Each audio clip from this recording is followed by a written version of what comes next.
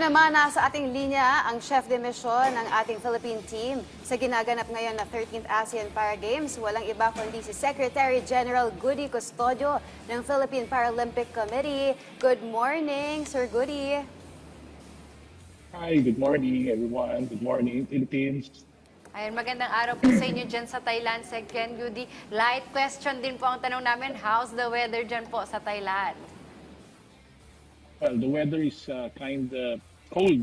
Malamig din dito. Pero ngayon, paglabas ko, sunny weather naman.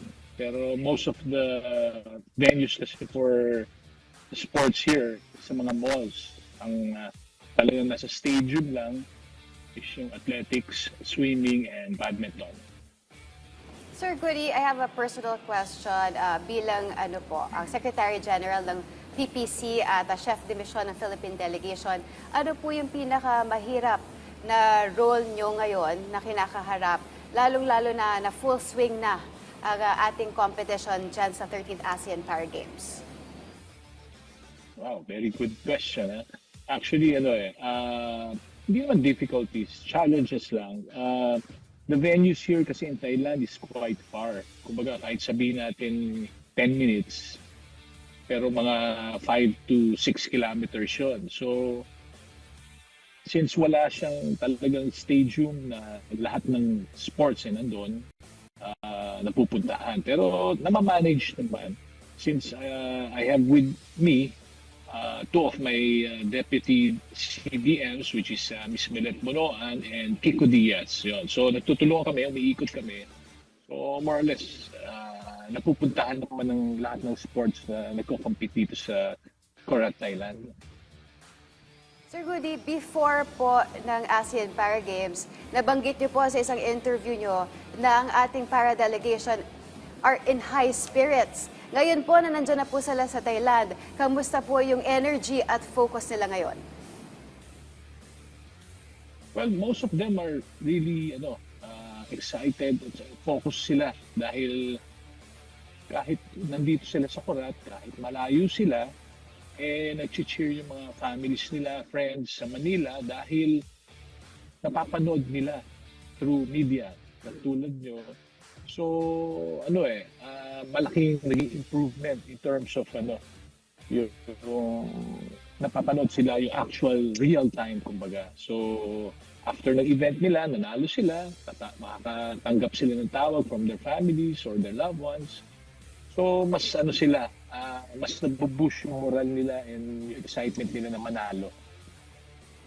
Sec Goody, our Philippine para-swimmers and para-athletics specifically have been phenomenal with their medal run. What can you say about this, Sec Gen? Well, napaghandaan naman nila yun kahit medyo in terms of the venues that they are practicing sa Manila, nalagpasan naman nila yung mga challenges ngayon. So ngayon, they're paying off dun sa mga hardships nila during the trainings. Since last year, may mga ups and downs din. So ngayon, nakikita nila na bumabalik na, nagkakamedalya na.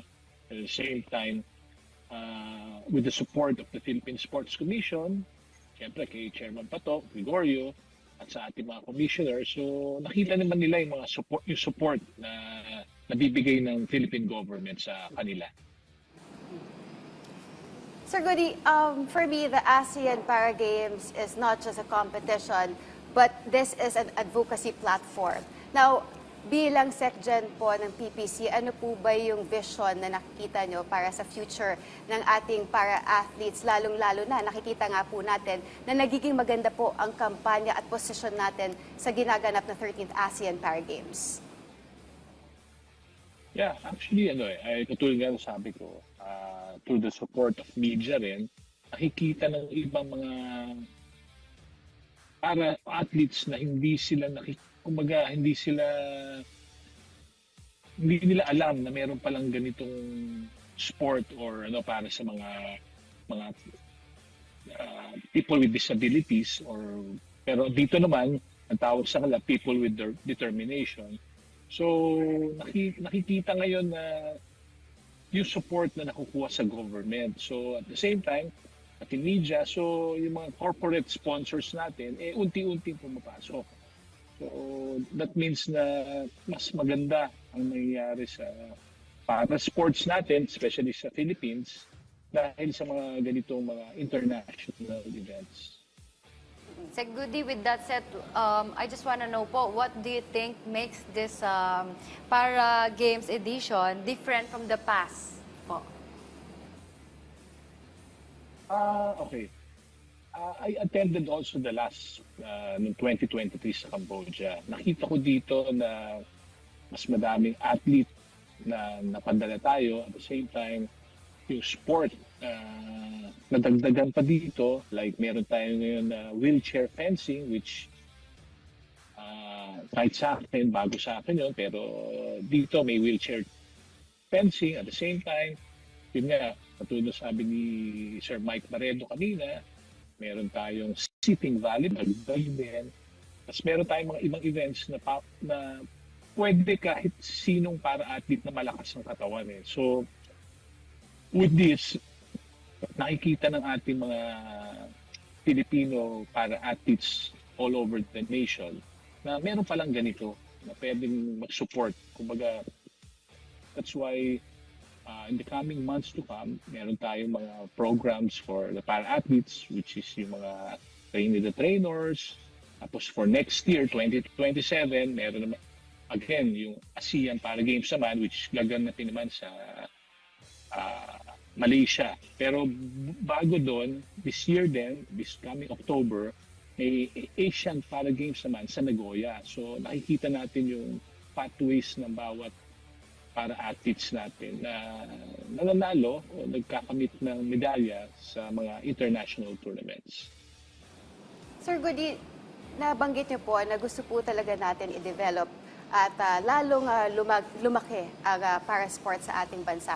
Now, what do you think is the coordination or the importance of the coordination of the Philippine Sports Commission and the Philippine Olympic Committee para po lalo pang mas mapalago ang para sports movement dito sa ating bansa?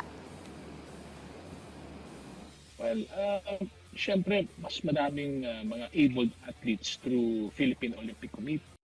So, we work hand in hand naman with the POC President Abraham Tolentino. At syempre, sila ni Sir Mike Maredo nagtutulungan para at least matulungan din yung mga para-athletes natin dahil mas madami ang mga abled athletes kaysa para. So, as much as possible, natutulungan sila through sa mga NSAs natin kasi may capability o kumbaga sila yung mas makatulong sa pag-unlad ng para-athletes natin sa Philippines. Yun. So, with hand in hand, yun, maano naman natin yun. Tutulungan naman. Sec Goody, ito naman po ang question ko. How huge is the additional allowance and government support na natatanggap ng ating mga national athletes? Well, mga magandang tanong niya kasi since naupo si Chairman Patong Gregorio, nadagdagan yung allowances ng ating para athletes, at the same time pati mga coaches, nadagdagan yon. At the same time, nung nandito yung mga para athletes natin, nagbigay ng additional na 6,000 pesos para sa mga delegates o sa mga para athletes na nandito na nagko-compete. So, malaking boost din yun sa mga athletes, para athletes natin na nandito sa Thailand for the ASEAN Para Games. Panghuli na lang po, what's your ultimate dream for the Philippine Parasports? Well, my dream is parang advocacy ko na rin ito na unti-unting umaangat yung para athletes o para sport sa Philippines at the same time to compete internationally and to compete at par with our neighboring ASEAN and Asian neighbors dito sa para at least maging standard, kumbaga may standard of yung sa sport, kumbaga. So, yun ang nakikita ko. At Siyempre, buwang suporta ng PTV Sports. At sa ng buong pangarap sambayan ng Pilipinas. Yes. Sa goals po ng ating mga para-athletes at yung sa kanilang ongoing campaign dyan sa 13th ASEAN Para Games. On that note po, maraming salamat Sir Goody Custodio po sa pagpapaunlak po sa aming panayam ngayong umaga.